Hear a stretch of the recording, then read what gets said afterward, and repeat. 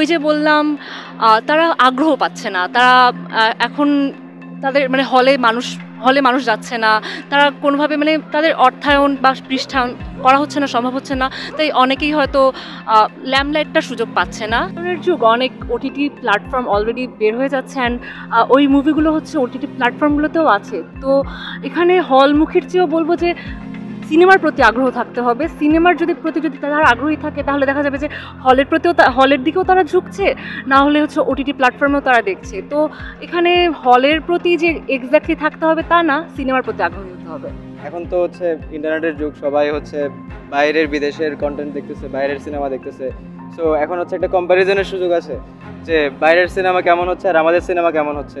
সেই তুলনায় হচ্ছে আমাদের সিনেমা আসলে এখনও মানে আপ টু দ্য মার্ক হয়নি, কিন্তু এটা নিয়ে আসলে অনেকে কাজ করে যাচ্ছে। মানে আমাদের সংগঠন ঢাকা বিশ্ববিদ্যালয় চলচ্চিত্র সংসদ হচ্ছে 23 বছর ধরে হচ্ছে যে আমার ভাষা চলচ্চিত্র এই উৎসবটা আয়োজন করে আসতেছে। 2002 সাল থেকে এর যাত্রা শুরু, এবং আমার ভাষা চলচ্চিত্র শিরোনামে হচ্ছে 2007 সাল থেকে শুরু হয়। ছবির যে ঐতিহ্য ছিল আস্তে আস্তে হারিয়ে যাচ্ছে, ইন্ডাস্ট্রিতে অনেকটা কমে গেছে। এর আগের বছর মাত্র 20টি মুভি বেরিয়েছে, যেটা আসলে খুবই দুঃখজনক। একজন সিনেমা কর্মী হিসাবে বা ফিল্ম অ্যাক্টিভিস্ট হিসাবে জিনিসটা আসলে খুবই কষ্টকর।